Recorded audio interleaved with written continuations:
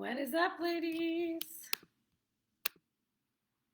Please drop a comment if you are here so I can see who we have on and make sure that you can see me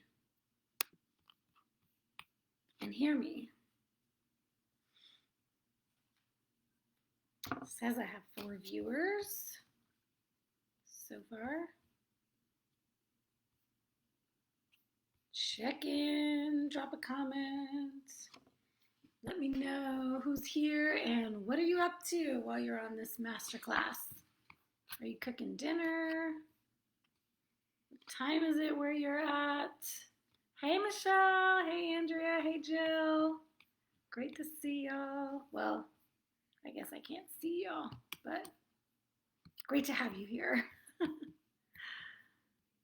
Awesome. Folks are coming in. Yay. Hey, hey, hey, ladies. All right.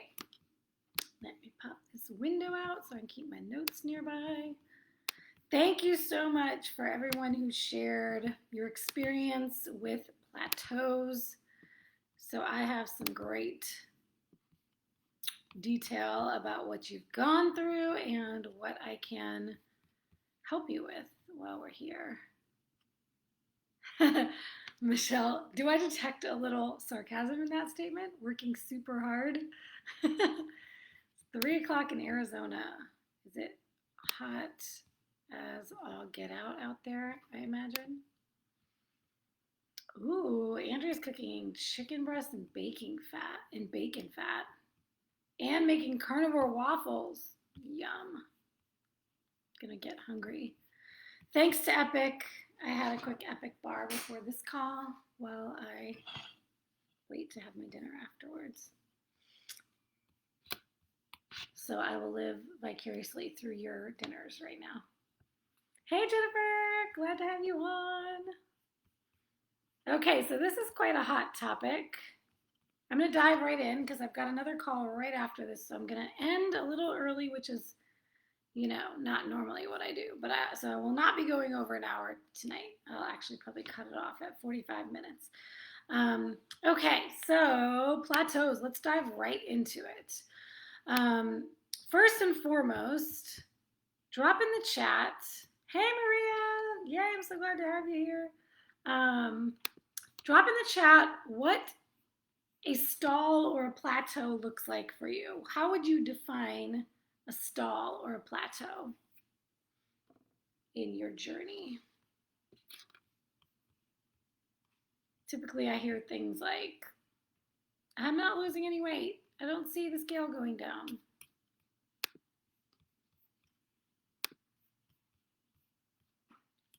What feels like a plateau to you when you use that term? I'm plateaued or I'm stalled. What do you mean when you say that? What are you wanting to happen that's not happening? For most people, it's fat loss. I don't usually hear that term when people are talking about, you know, not building the muscle they want to build. I usually hear it more on the fat loss side of things, that the scale's not moving or not moving as fast as they want it to, and it feels like a stall or a plateau. I heard all kinds of things when I asked the question, you know, what has your experience been with plateaus? Some of the things I heard were schedule, can't get into the gym, weight not changing, going up and down the same few pounds constantly. I heard food. Protein might not be high enough. Calories are sneaking up, not sticking to macros, too much sugar.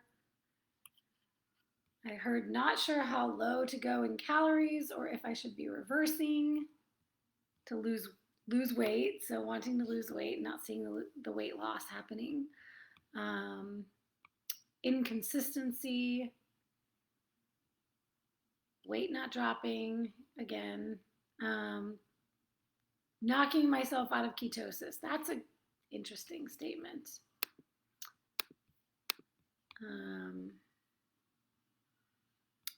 Eating dairy and not exercising regularly, or eating enough, not eating enough. Can't get the last 8 pounds off. Not getting food prepped, not getting to the gym, eating sugar. You know what I love is Kelly, one of my girls. Kelly says, a plateau of my own making. Never experienced a plateau when I follow the dang plan. So Kelly pretty much summed up my entire masterclass in one sentence. We're done. Follow the plan, no plateaus. So I'll get back to that in a minute, but that's the gist of what we're here to talk about today. I heard, let's see, I got sick numerous times this year, started eating more carbs, gained weight, and now I can't get it off with the same macros I had before. And I don't know if this is inconsistency or if I need to drop into a deeper deficit. Great questions. Want to learn how to lose belly fat when in injury restriction, so can't exercise. And finding the best protein to fat ratio for recomp. All of this plays in to what I see when people say they're stalled, and I will address it. A lot of these comments.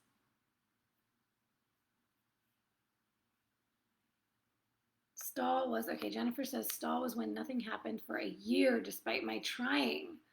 Woo! Bing, bing, bing, bing, bing. Jennifer just hit the nail on the head. Michelle says no weight loss in all of 2022. Jill says when the scale doesn't move, the clothes haven't been fitting differently for a while. Okay, yeah, so most of the time it's scale related, but in general, I think that when we're looking at the scale, we're looking at the scale as a measure of progress. So at the end of the day, what is a plateau? Typically, what somebody would consider a plateau is when they're not getting the results they want. At the end of the day, it's I want these certain results and I'm not seeing these results. A lot of the time it's tied to things like the scale or the way our clothes fit or the way we look in the mirror or any other metric we would track for our body. If we're tracking metrics, that might mean I'm not seeing my skeletal muscle mass improve. I'm not seeing my body fat go down.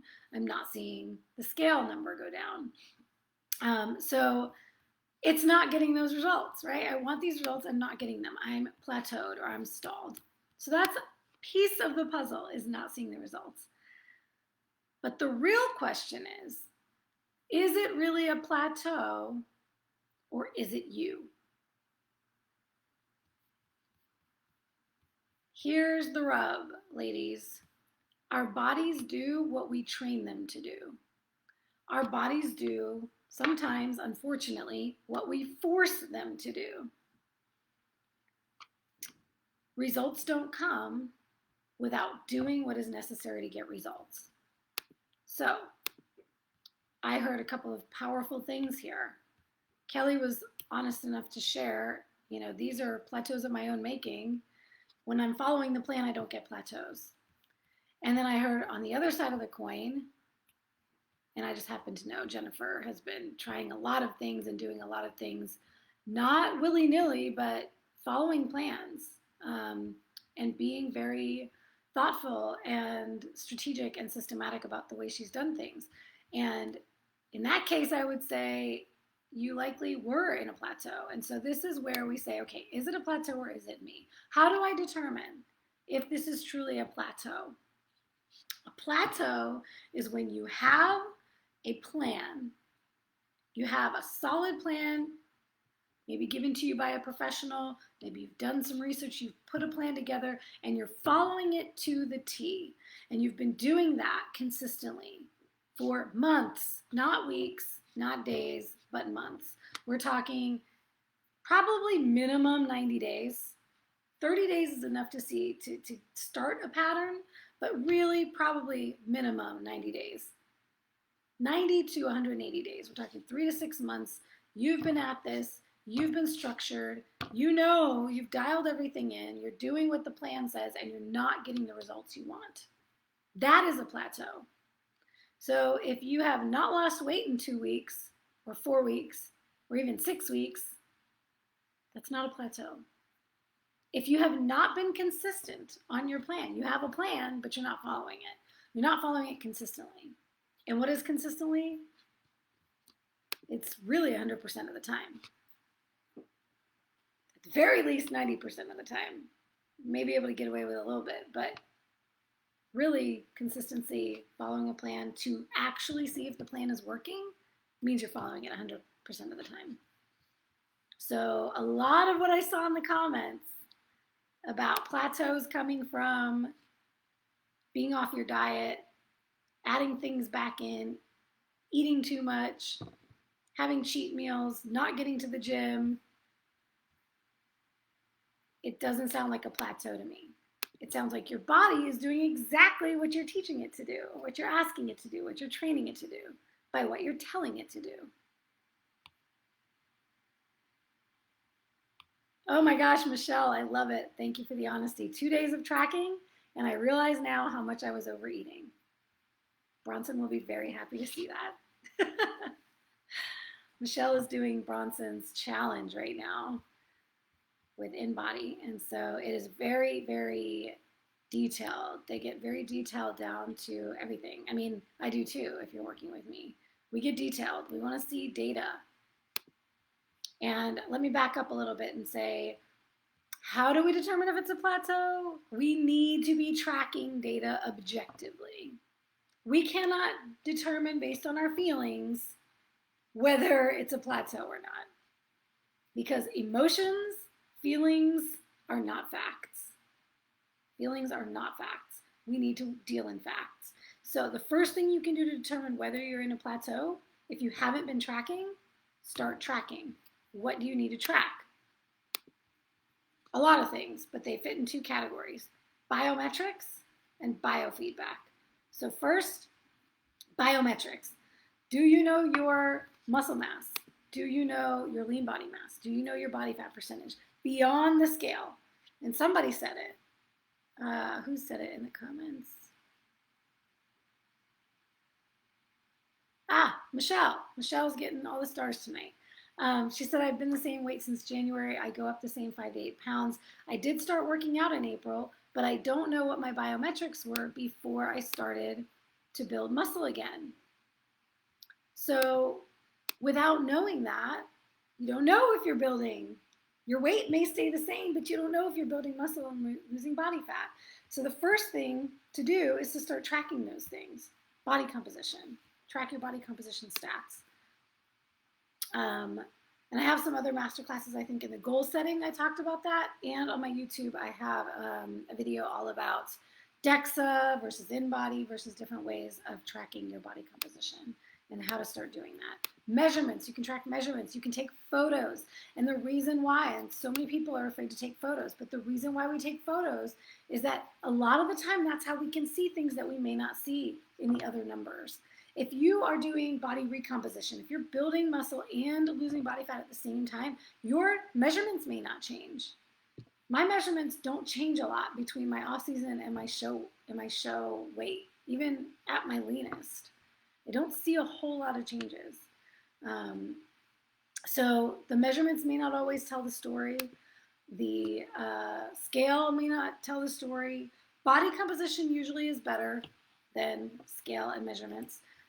But those can be inaccurate as well. So we need to look at everything as a whole and be objective about it. The other thing is asking yourself, how long have I been stalled? How long has this plateau been? If you're talking weeks, days, it's not long enough to determine yet. And then finally, have you consistently been following a plan to make the improvements you want to see? If the answer is no, you're not in a stall. And actually, I'll add one more piece to that because I saw a lot of questions about injury, illness, other kind of setbacks that have held you back. When we're talking in particular injury and illness, you need to reset the bar. So if you are determining your progress or your success based on where you were before you had that injury or that illness, you need to reset your expectations and set a new bar. You cannot compare where you are now after a setback like that to where you were before you had that setback and say, I'm not making progress. You have to say, where am I today? Maybe I could deadlift 300 pounds before, and today I can barely lift the dumbbells. Well, you need to start with today as your baseline data point and start from there to look at improvements. Start from there to see if you're making progress. We have to stop comparing ourselves to the once was. The size you once were, the weight you once were, what you looked like once upon a time. Start now, get some objective data, and then you can determine, are you making progress? Because if you compare today to who you were yesterday or last week, I guarantee you'll feel much better about your progress than you do if you looked at when you were in your heyday, when you were your best ever. I hope that's landing. Is that landing for y'all? Drop me a comment.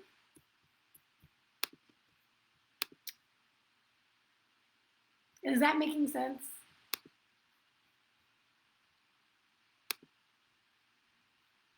I'm going to go back into the comments too and make sure that I've addressed all that. So ultimately, when it comes down to it, either we need to adjust what we are doing or we need to adjust the plan. And the only way we know whether it's us or the plan is to follow the plan to a T, and give it some time. Give it at least 3 months. And if nothing is happening, now you can say, okay, let me go back and reevaluate the plan because maybe the plan is not right for me. Maybe something needs to be adjusted. Yay, Brittany says yes, it's landing. Awesome. And I'm super excited because we're going to be getting started on her transformation this week. Okay, so moving on to, let's say it is a plateau. You've now assessed all those things. You've determined, I'm killing it. I'm doing the things. I'm following a plan. I'm being consistent. I'm not getting the results I want. It is a plateau. What do I do now? How do I break through the plateau, which is the topic of this masterclass? When it is actually a plateau and you need to break through it, there's a few things to look at. Once again, we want to look at the data. You need to have a clear understanding of what are you doing now that's not working. So what have my macros been? What has my training plan been? What has my sleep looked like? Because I said earlier, actually, that you need to be getting objective data, not only from your biometrics, but also from your biofeedback. So what did I mean by that? Biofeedback is things like sleep quality and quantity, energy throughout the day, mood throughout the day, even things like your libido, your hunger and satiety levels. Are you getting satiated? Are you satiated for hours in between your meals? Or are you hungry all the time? Are you needing another meal right away? An hour after you ate? Are you exhausted? Are you able to get through a workout and then go back to the next workout and feel rested and ready to train again? Or are you unable to walk upstairs and can't go back to the gym for a week? We look at, what are some other things I ask people to track for me for biofeedback? Mood is a big one. Like, are you grouchy? Are you irritable? Your cycle, ladies, we're all women here. We have to look at our cycle. How is our cycle being impacted? Are we having cycle changes? Are we having bowel changes? What is your digestion like? Are you having symptoms? What is your clarity, your energy, your brain energy? Are you having brain fog? Are you able to focus throughout your day?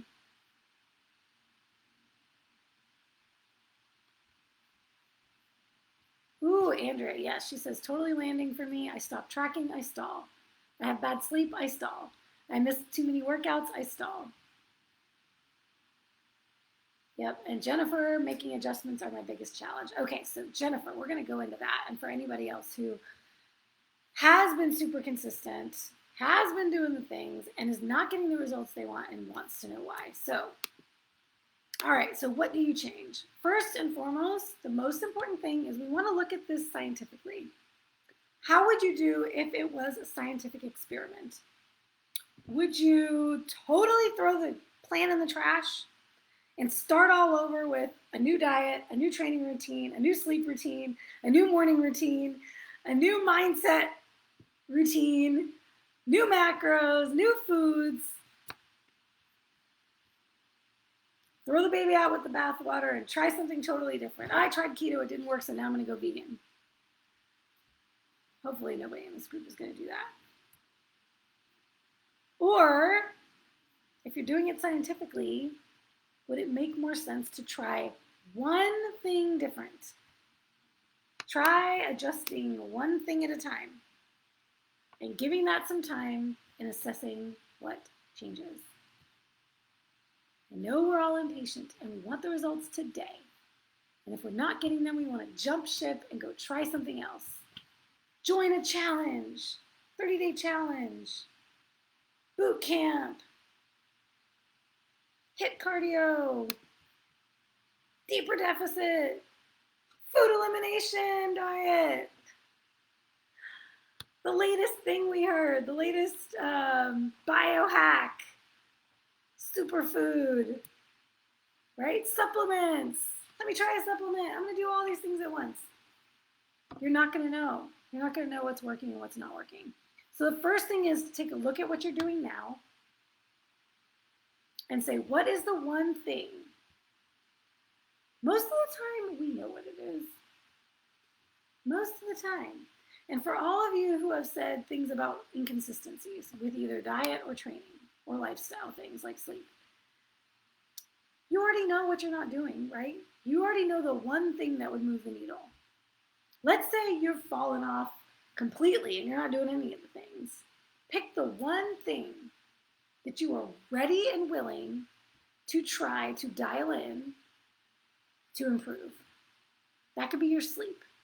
You do everything else the same and you just focus on getting better sleep. Focus on putting the electronics away.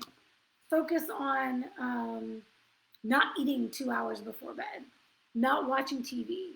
You know, whatever is going to improve your sleep habits to improve your sleep. You could just focus on that. Try that for 4 weeks. See what happens. I would say any change you're going to make, pick one at a time and try it for 30 days. No less than a month. Maybe you've been on super low fat keto. You're doing like PSMF a couple of days a week. Even on the other days, you're not doing a lot of fat. And you want to try increasing the fat. So what I would do is, first of all, I wouldn't jump to like add 50 grams of fat to what you're doing now, double your fat, or go get new macros off the internet and go, oh, you know, low fat wasn't working, so I'm going to go 80-20 fat to protein ratio and jack my fats way up overnight. It's a good way to get loose stools. So those of you who are experiencing constipation, throw in a whole bunch of fats, double your fats, you'll probably fix that overnight. But that's not what you want to do. Let's say, for instance, you know, you're dragging, your energy's low, you've been in a deficit for a really long time. You watch my masterclass about reverse dieting or about a building season, and you're like, you know what, I probably am not having enough fats. I probably need to increase my fats for a little bit. Try increasing them small increments, 5 to 10 grams a week for 4 weeks to build up. By the end of that, you're going to have increased them 20 to 40 grams total. That's the only thing you change. You need to leave your protein the same. You need to leave your carbs the same. You need to leave the food choices the same.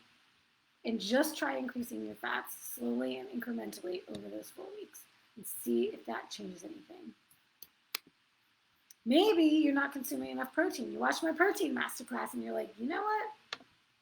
I need to increase my protein. I'm trying to build muscle. I'm not getting the muscle gains I want. I don't feel that I'm getting the recovery I need. I think I need more protein. Slowly increase your protein. I'd say 10 grams a week for 4 weeks. See what changes. See how you feel. See what's different. For those of you who want to experiment with your carb tolerance and your carb levels, you could try a carb cycling. But this does not mean, yay, French fries and ice cream and cheat meals. This means, what are my carbs now? What do I want to test? What would that look like? Build out the plan and try that out for a few weeks, at minimum 4 weeks. So there's 2 things here that you need to consider. Picking one thing to change at a time, and then slowly, strategically, and systematically changing it. Incrementally, not all at once. Does that make sense to y'all? Is anybody having any ideas on what that one thing might be for you? Drop a comment of the one thing if you've already figured it out just by listening to this. You know the one thing that if you just dialed this one thing in, you know you would make progress. What is the one thing that you think is holding you back right now that you could make some improvements on and create a plan to slowly improve it?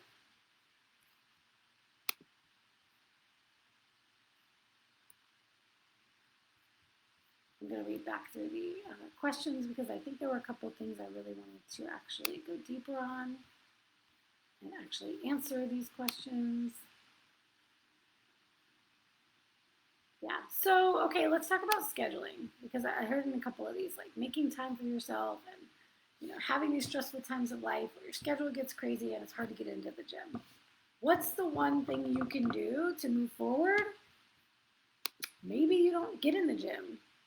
If getting to the gym is the problem, maybe you just start with your physical activity right now and you say, how much physical activity have I been doing?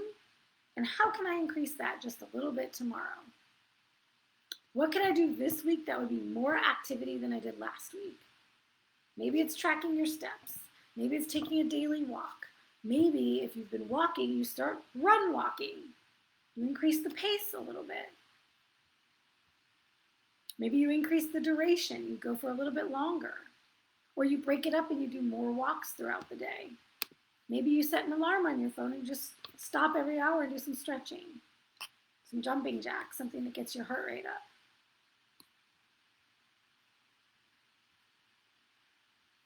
So for those of you who are struggling with the self-care and the getting to the gym, there are a lot of things you can do outside the gym if the gym is a struggle to get there. Another thing you can do is stop thinking. You're gonna know I'm reading your mind because I know I've thought this myself before and many others. Stop thinking that if you can't get an hour or more of a workout in the gym, it's not worth it. So you're not gonna go. 15 minutes is better than nothing. 20 minutes, 30 minutes. If you can carve out a little bit of time just to get there and get something done, it's better than nothing and it will move you forward. So once again, for all my ladies who are dealing with injury, illness, or a stress-related time of your life, reset the bar to where you are now and set a tangible, small goal that you can accomplish the next week. And if you do want to go balls out in the gym, pick one day. If you're not doing it at all, pick one day to get in there for an hour and do a quick full body. You can do a full body workout in that time. Or 30 minutes one time a week is better than what you're doing now.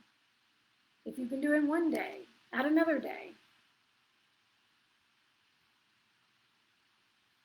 Let's see what else we had in here.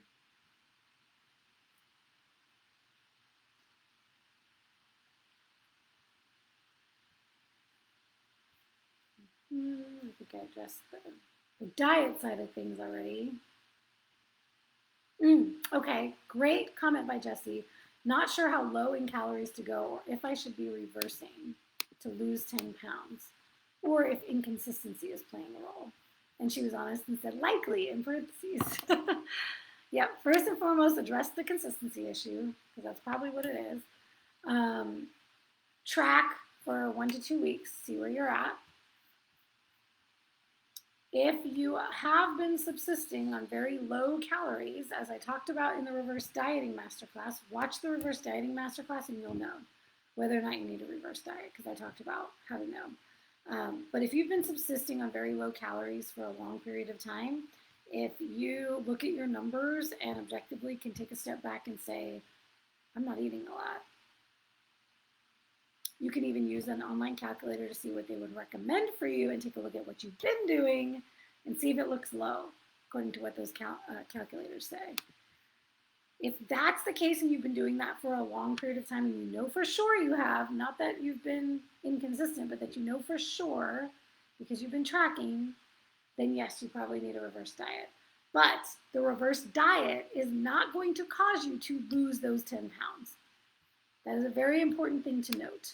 If you have been dieting and you need to bring your calories back up, as I talked about on the last masterclass, I talked about metabolic adaptation. I'm not going to go through it all again here, but metabolic adaptation is when your body slows down its functions because you're giving it less to work with. This is a beautiful way that our body works to keep us alive in times of famine.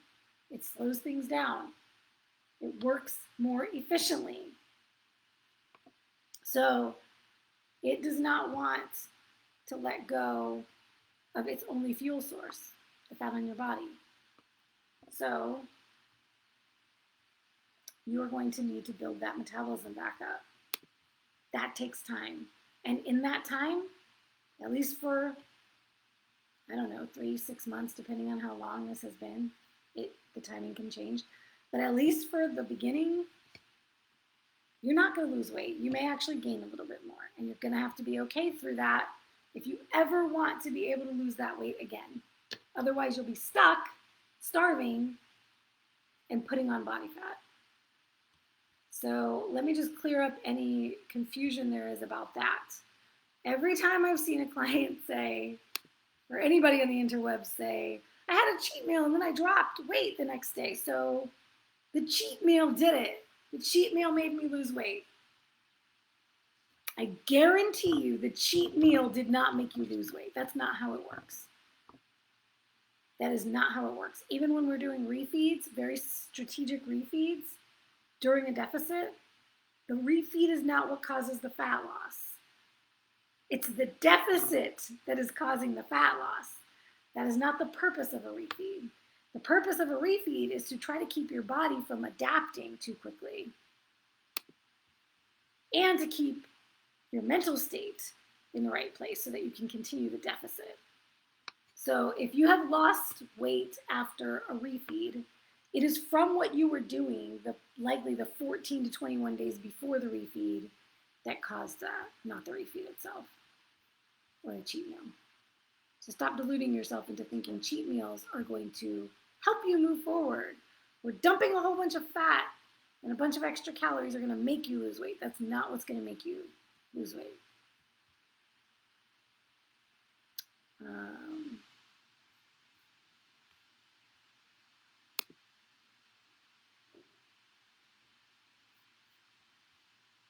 All right, let's see.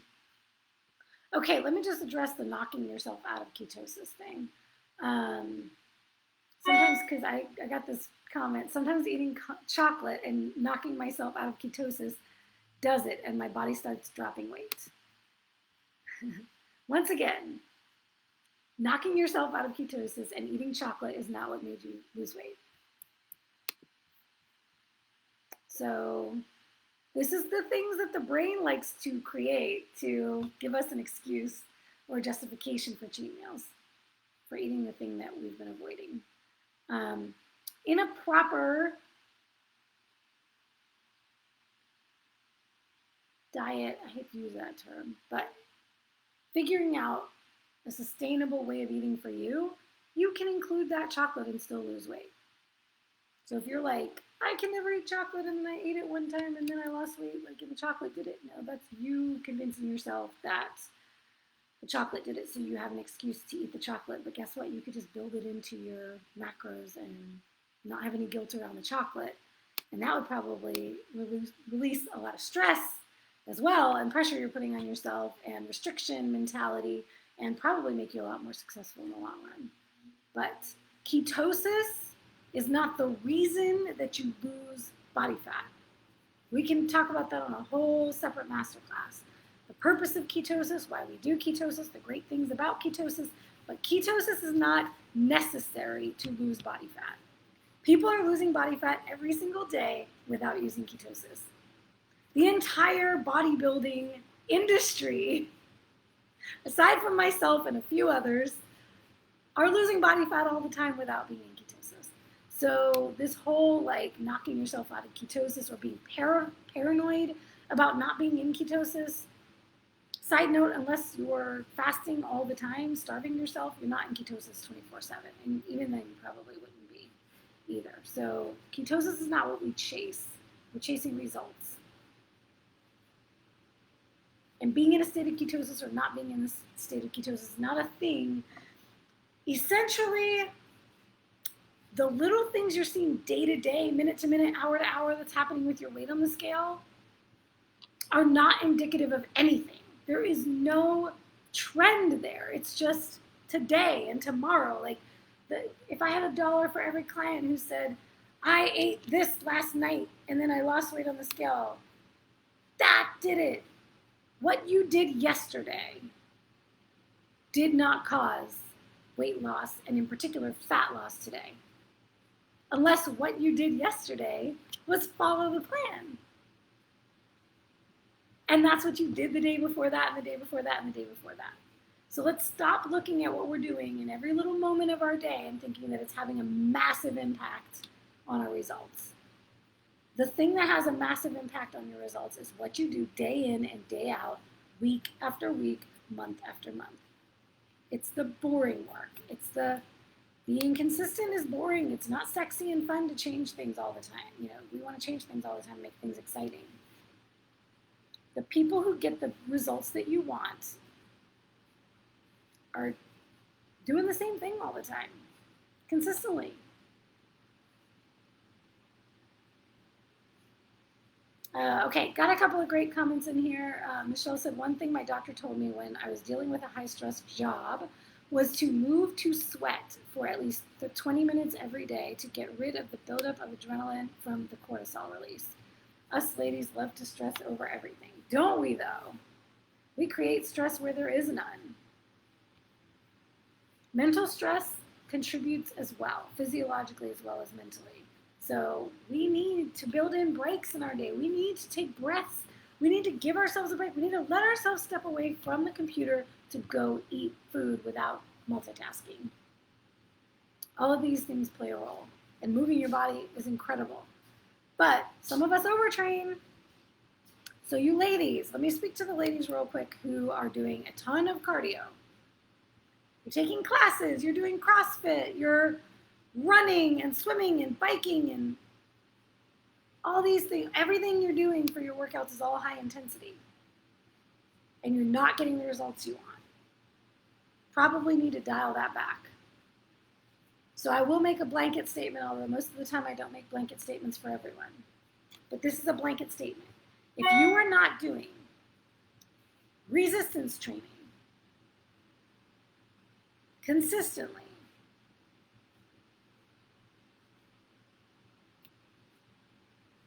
you're just not going to get those body changes that you want, that shape that we want, the tone that everybody talks about. Resistance training is what builds muscle and helps your body burn body fat. You've got, if you do nothing else, please, for the love of God, cut down on the cardio and increase the strength training. Pure strength training, resistance training. Not classes that are holding weights in your hand, that are high intensity. Dial back the intensity on those cardio activities. All right, let's see. I had another great comment from Andrea. So much truth to the cheat meal craziness. I wish people would understand what they're doing. Yeah. Well, here's the thing. We get attached to our habits and our rituals. And a lot of the time there's a lot of resistance to letting those things go. So our brain is going to do everything to convince us to keep those things in our lives. So if we can convince ourselves that our progress was because of a cheat meal, then hey, the cheat meal is serving a purpose. And I get to keep eating this thing I want to eat, even though it may be counter to my goals. So I get it, but we've got to be aware of that and start recognizing that we are creating that stall for ourselves.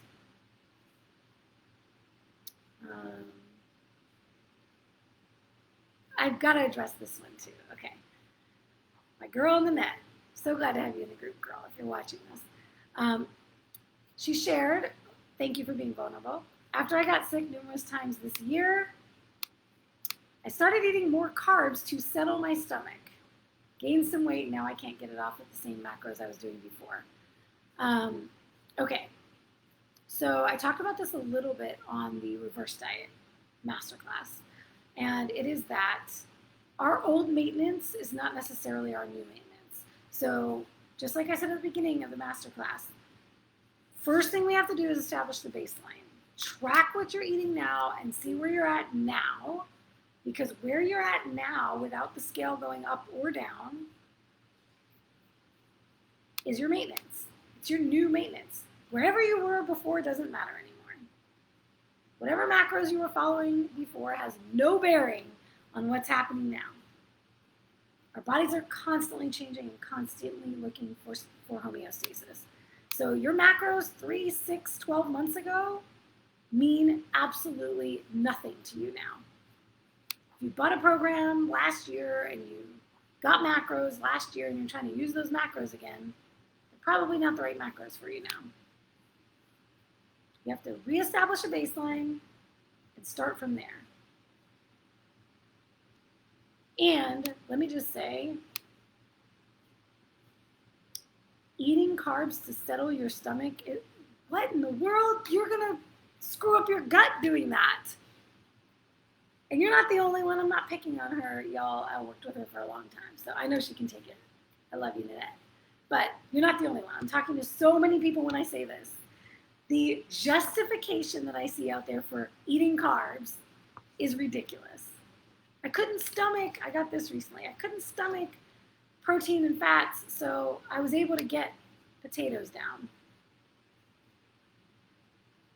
That doesn't make any sense at all. You are irritating your gut putting those things in. Potato starch, whether it's cooked and cooled and resistant starch could even screw you up even more. Grains in particular are going to really screw you up. So this idea, these things that we get in our head, when we hear ourselves saying, oh, I should eat saltines when I'm sick, or I should make a noodle soup, that was programming from society that is not going to heal you. When you're sick, broth, micronutrients, nutrient-dense foods. Egg yolks are probably the best thing you can eat if you're sick. So yeah, I just have to say, like, carbs are not the answer. If you're finding yourself going to carbs to help with something, that is your brain trying to justify eating the carbs. So just check that. Ask yourself what's really going on here. Jennifer, I love this. She says, I cut back on my kickboxing just one day and already recovery is better. Hell yeah. Yes, I know you loved it, but I absolutely agree that that is going to be the thing that's going to make the biggest difference for you. Recovery, and that's what we talk about when we say those biofeedback markers. How is your recovery? How is your strength? How is your energy? You have to be looking at all of that because rest is a part of the plan. We have to have that rest, that parasympathetic state. And Sarah asked, I would love to learn how to lose belly fat when I can't work out on injury. Okay, so 100% fat loss is not driven by training. Training is building muscle. Somebody else said something about fat loss too. So this is not just for you, Sarah, but hopefully you get something from this. Training is not where you're getting your fat loss from. Your fat loss is coming from an energy deficit. So focus on the macros, focus on the fuel. How much fuel are you getting? You're probably getting too much fuel if you're putting on body fat. Strength training will help with fat loss, and here's how. The more you increase your muscle mass on your body, the higher your BMR, meaning the more calories you burn at rest. So the more likely and the more possible it is going to be to get into a deficit, an energy deficit, a fuel deficit, so that your body will pull from its own fat stores. So more muscle equals better fat burning. So that's where training comes in with that. But we do not exercise to burn fat. Cardio burns calories, but it's also going to increase hunger. It's also going to decrease recovery. So it has to be used very carefully and strategically. I hope that has answered some questions there. Jennifer, I love my body more. Yay! I just made my whole life. That's what this is all about, y'all. And let me just end with this because I gotta hop off. When I hear women talking about being stressed out over being stalled or being in a plateau, at the end of the day, what you're really talking about is there's something with my body I'm not happy about right now. I'm not happy where I am with my body. I'm not comfortable or confident or feeling sexy in my skin. And at the end of the day, that's the most important thing, that we feel good in our body.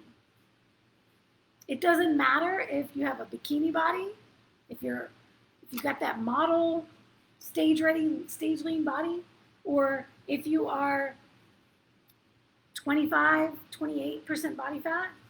It's about you feeling comfortable and confident. You not being afraid to be in front of the camera or in front of the mirror. So at the end of the day, you know, when we talk about goals, and you can go watch the goal setting and realistic expectations masterclass, your goals are all about what you want for you. So if you're not getting the results that you want, recap. Ask yourself, what have I been doing to get those results? And be honest. Ask yourself, what's the one thing I can change this week to improve upon things, to start getting the results that I want. Focus on that one thing for 4 weeks. And then if you need a professional opinion, reach out to me. I'm going to make a little announcement tomorrow, an update on the scholarships for one-on-one private coaching. I still have a few spots. Some ladies have been so kind and generous, I love you ladies, to be honest to say, hey, this either isn't the right time or I don't have the financial ability to invest in that right now, so I'm going to give up my spot to another lady.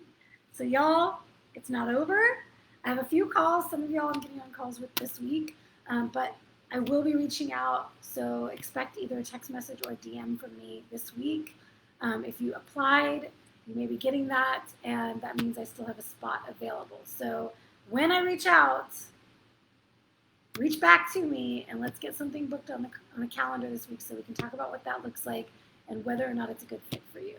Of course, I would love to help you in any way I can, and I will continue to do these master classes and show up in the group for you as well. I love you all. Have a wonderful night. Have a wonderful week. And good luck breaking through those plateaus. See y'all next time.